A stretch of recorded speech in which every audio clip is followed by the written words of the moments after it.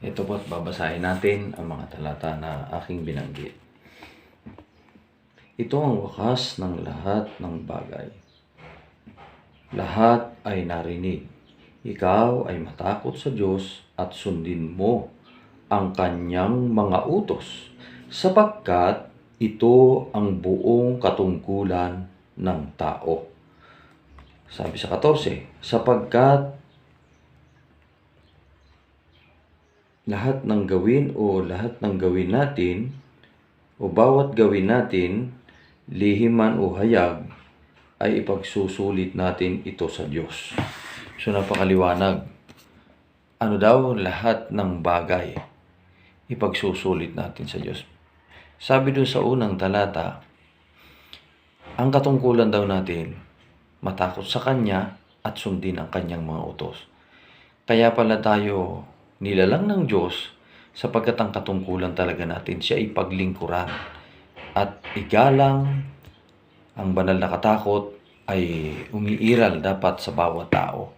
Dahil kung may banal na takot tayo sa Diyos, may paggalang, hindi tayo, iiwas tayo sa pagkakasala.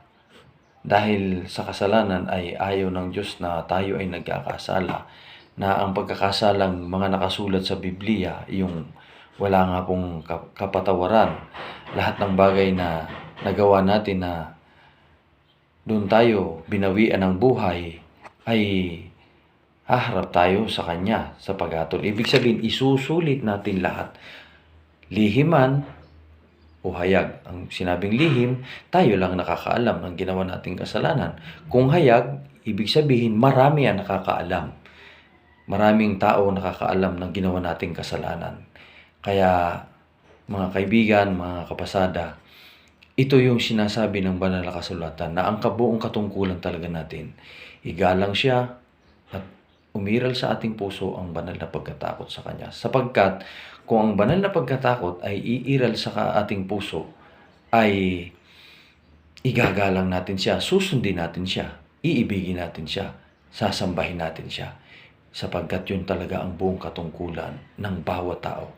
Lahat ng nakasulat sa banal na kasulatan ay pawang nakaukol o tungkol sa ating kabubuti sa lahat ng mga tao.